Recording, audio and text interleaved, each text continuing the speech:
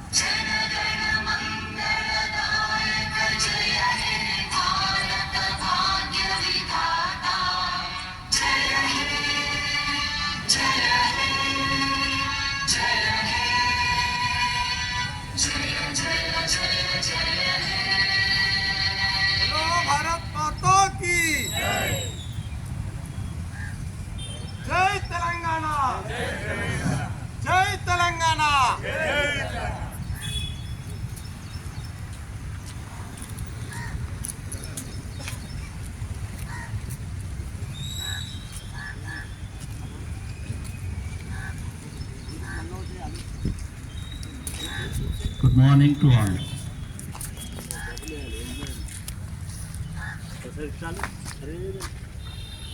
Happy Telangana Prajapalana Divas. आप सबको तेलंगाना प्रजापालना दिन की मुबारकबाद। आज 17 सितंबर है। हम सब लोग गवर्नमेंट डिग्री हैदराबाद के फैकल्टी और स्टूडेंट्स हैं।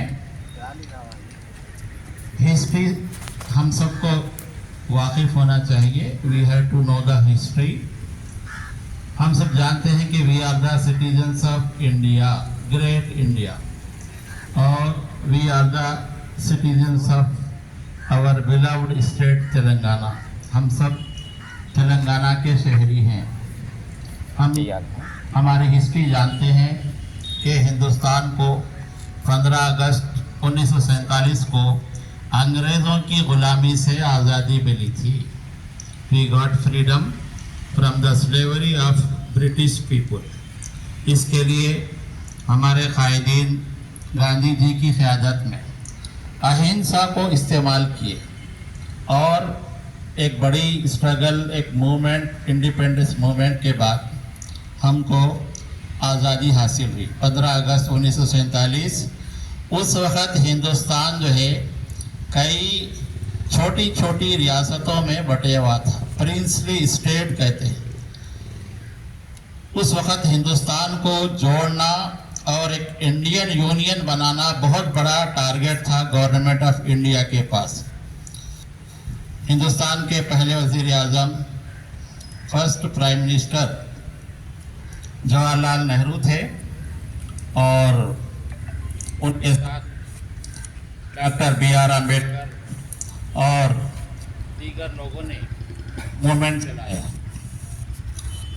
तो आप जानते हैं हिस्ट्री में कि साउथ इंडिया में हैदराबाद एक ऐसा स्टेट था जो 15 अगस्त 1947 को आज़ाद नहीं हुआ था। यहाँ 7th निज़ाम मीर उस्मान अली खान की हुकूमत थी और हैदराबाद स्टेट के बारे में सारी दुनिया जानती थी कि ये एक बहुत बड़ा रिच स्टेट था। तो उस वक़्त की जो पार्टीशन हुआ था इंडिया का, कि कुछ लोग पाकिस्तान बनाकर चले गए थे और इंडिया की सभी रियासतों को इंडियन यूनियन में शामिल कर लिया गया था। लेकिन हैदराबाद का स्टेट 7th निज़ाम उस वक़्त की पॉलिटिक्स जो भी थी तो वो इंडिया में शामिल नहीं हुए थे।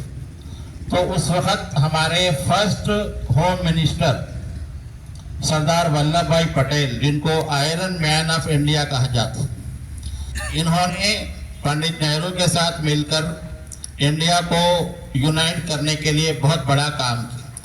500 प्रिंसली स्टेट्स को एक इंडियन यूनियन में शामिल कराया गया। तो हैदराबाद के निज़ाम से भी डिस्कशन हुआ। उस वक़्त हैदराबाद स्टेट एक रोल मॉडल स्टेट था। यहाँ इरिगेशन में आप देखें कि निज़ाम सागर और अली सागर और जितने भी, जैसे हैदराबाद में उस्मान सागर है, हिमायत सागर है, डंडी है, ये सारे रिजर्वायर थे इनके बने हुए। इनका अपना रेडियो स्टेशन था, इनका अपना रेलवे स्टेशन था। इन्होंने बैंकिंग सिस्टम शुरू किया था और यहाँ का जो जैसे सालारजंग म्यूजियम आप लोग देखते हैं कि इनके पास बहुत ज़्यादा दौलत थी और इनकी अपनी मिलिट्री भी थी। लेकिन चूंकि इंडिया पूरा एक हो गया था तो ये ज़रूरत इस बात की थी कि हैदराबाद को भी इंडिया में शामिल किया जाए। तो सरदार वल्लभ भाई पटेल ने अपने मैसेंजर के ज़रिए निज़ाम के पास बात पहुंचाई, लेकिन निज़ाम को कुछ लोग भटकाए थे और यहाँ कुछ रजाकार किस्म के लोग थे, वो चाहते थे कि इंडिया से अलग रहे। तो एक ऑपरेशन हुआ जिसे ऑपरेशन पोलो कहा जाता है और कुछ लोग हिस्ट्री में इसको पुलिस एक्शन भी कहते। तो इंडियन आर्मी ने यहाँ पर एक एक्शन लिया और जैसे कल मैं हिस्ट्री पढ़ रहा था कि बीदर के रास्ते से, जहीराबाद से भी और उधर नलगुंडा से और कई जगह से इंडियन आर्मी जो है आगे बढ़ी। 13 सितंबर से 17 सितंबर तक ये ऑपरेशन हुआ। हिस्ट्री है, हिस्ट्री में दो बातें हैं, एक तो है कि बैड हिस्ट्री और एक है गुड हिस्ट्री। तो जो हिस्ट्री में हो गया वो तो हिस्ट्री का हिस्सा है। तो बहरहाल 17 सितंबर को निज़ाम से कहा गया कि आप स्टेप डाउन हो जाइए, तो उन्होंने रेडियो स्टेशन जाकर हैदराबाद की लोगों से कहा कि now we are surrendering to Indian army और इंडियन गवर्नमेंट। तो उसके बाद जो है यहाँ पर एक केयर टेकर गवर्नमेंट बनाई गई, निज़ाम को गवर्नर के तौर पे राज प्रमुख बनाया गया। और 1953 को जो रीऑर्गेनाइजेशन हुआ, फिर 1956 को लैंग्वेज की बुनियाद पर आंध्र प्रदेश का क़याम अमल में आया। तो जब हैदराबाद का एक्सेशन इंडिया में हुआ, उस वक़्त भी तेलंगाना के लोग तेलंगाना का सेंटीमेंट रखते थे और वो चाहते थे कि हम तेलंगाना के सेंटीमेंट के साथ आगे बढ़े। जब आंध्र प्रदेश बना तो उस वक़्त भी तेलंगाना के अवाम चाहते थे कि उनको अपना राइट मिले, लेकिन फिर उसके बाद की एक हिस्ट्री है और हम लोग 2 जून 2014 को तेलंगाना स्टेट हमारा सेपरेट हुआ। तो गवर्नमेंट ऑफ तेलंगाना ने आज हम सबको ये हुक्म दिया, इत्तला दी कि आज के दिन को हम प्रजा पालना डे के तौर पर मनाएं, अवामी हुकूमत। देखिए कि हिस्ट्री में पहले बादशाही हुकूमत थी, किंगडम थी, आर्मी थी और लड़ाई झगड़े होते थे। हम हिस्ट्री इसलिए पढ़ते हैं कि लोग रिसोर्सेस पर अपना कब्जा रखने के लिए हमला करते हैं।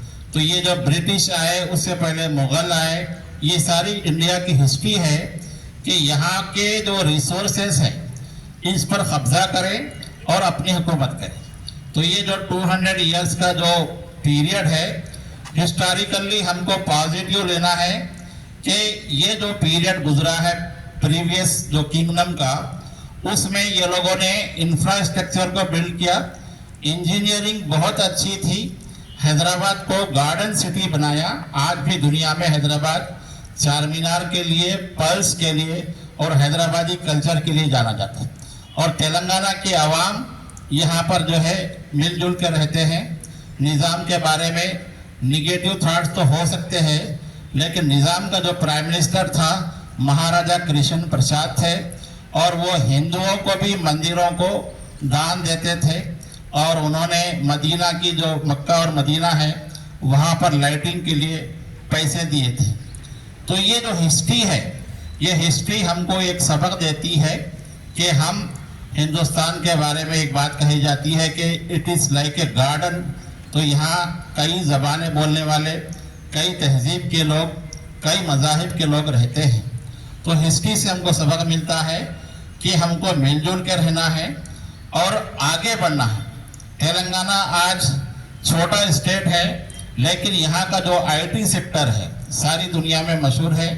यहाँ का इंफ्रास्ट्रक्चर बढ़ रहा है। गवर्नमेंट अपनी पॉलिसी के ज़रिए सिटी को डेवलप कर रही है।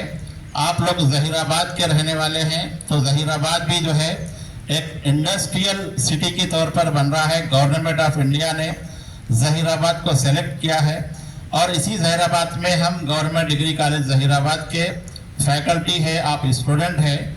तो ये जो गोल्डन अपॉर्चुनिटी तेलंगाना में हमको मिल रही है, इससे हमको फ़ायदा उठाना है। इसके अलावा आज जो प्रजा पालना का दिन है, इसमें अवाम की हुकूमत, तो गवर्नमेंट ऑफ तेलंगाना आपसे ख्वाहिश कर रही, जैसे कि नई गवर्नमेंट जब आई तो लेडीज़ के लिए बस फ्री की गई। इससे लेडीज़ स्टूडेंट्स को, एम्प्लॉइज़ को बहुत फ़ायदा हो रहा है। इसके अलावा भी गवर्नमेंट ऑफ तेलंगाना जो है आप लोगों को राशन कार्ड देने वाली है और दीगर जो स्कीमात है, इसके लिए हम जो स्टूडेंट हैं ये रोल मॉडल होना चाहिए citizen.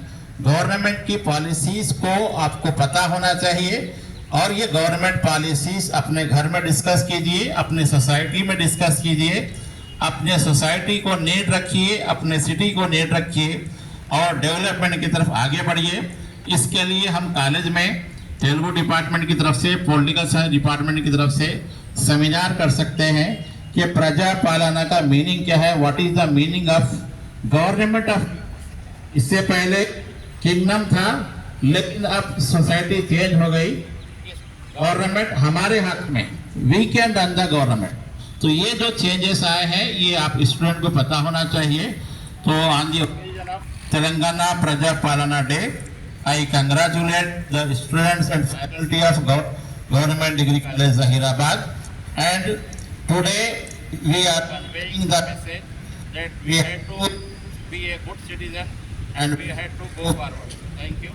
Now I request our Vice Principal Lachaya sir to say something in Telugu. అందరికీ నమస్కారం.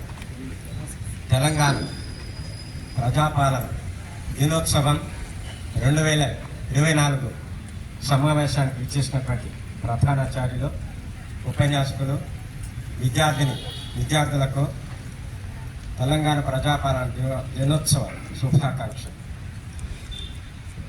చరిత్రలో ఒక మాయని మచ్చగా తెలంగాణ గడ్డ యొక్క ప్రాధాన్యం మిగిలిపోవడం అనేది జరిగింది. ఎక్కడైనా సరే మంచి చెడుల సంఘర్షణ ఎప్పుడు ఉంటుంది. స్వతంత్రం 1947లో వచ్చేసరికి దాదాపు 560 సంస్థానాలన్నీ కూడా భారత్లో విలీనం కావడం అనేది జరిగింది. కానీ ఒక 2 మాత్రం ప్రత్యేక రాష్ట్రంగా దేశంగా ఉండాలనే ఉద్దేశంతో, ఒకటి జమ్మూ అండ్ కాశ్మీర్ అయితే అదేవిధంగా గోల్కొండ హైదరాబాద్.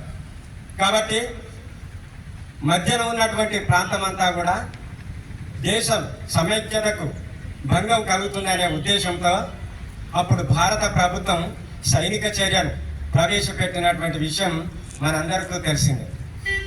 సరే, ఆనాటి ప్రభుత్వానికి అనుగుణంగా కాసిం రాజీ నాయకత్వంలో కొన్ని దురాగతాలు జరిగినప్పటికీ ఆనాటి దొరలు, భూస్వాములు, దోపిడీదారులు అనేక రకాలుగా తెలంగాణ ప్రజలను హింసించినటువంటి సంగతి మనందరికీ తెలిసినది.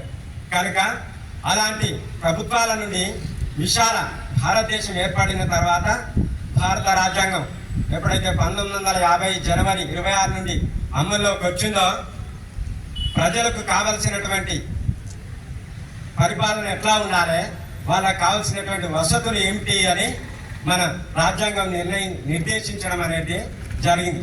ఆ విధంగా తర్వాత ప్రజల చేత, ప్రజల కొరకు ప్రజలే ఎన్నుకున్నటువంటి ప్రభుత్వాన్ని ప్రజాస్వామ్యం అని లింకన్ గారు ఏ విధంగా చెప్పారో, 1951 నుండి మనకు సార్వత్రిక ఎన్నికలు జరిగిన తర్వాత ఒక్కొక్క రంగానికి మనం అభివృద్ధి చేసుకుంటూ రావడం అనేది జరిగింది. మొట్టమొదటి పంచవర్ష ప్రణాళిక చూసినట్లయితే వ్యవసాయ రంగానికి, రెండవది పారిశ్రామిక రంగానికి, ఈ విధంగా ప్రతి నిత్యం ఎంతో అభివృద్ధి జరుగుతూ వస్తుంది. కానీ భారత రాజ్యాంగంలో ఉండేటటువంటి ప్రతి మనిషికి హక్కులు, దేశంలో ఉండేటటువంటి సర్వ సంపద అంతా కూడా సమానంగా అందుతుందా లేదా అని ప్రశ్నించుకొని ఆ విధంగా ప్రభుత్వాలు పాలన చేయవలసింది చేస్తున్నాయి కూడా. మరి ఎంతవరకు అందుతున్నది ఏమిటి అని మనం తెలుసుకొని ప్రజల్లోకి ప్రభుత్వం కల్పిస్తున్నటువంటి పథకాలన్నీ అందరికి తెలిసేటట్లుగా తెలియజేయవలసినటువంటి అవసరం మన విద్యావంతులమైనటువంటి విద్యార్థుల మీద, మన మీద ఉన్నది. కాబట్టి ఎవరికి వాళ్ళే అభివృద్ధి పదంలో వెళ్తూ ఈ తెలంగాణ ప్రజాపాలనకు మనందరం కృషి చేయవలసినటువంటి అవసరం ఎంతైనా ఉంది అని తెలుపుతూ ముగిస్తున్నాను. జై. आप लोग ऐसे ठहरिए, एक ग्रुप फोटो हो जाएगा, फोटो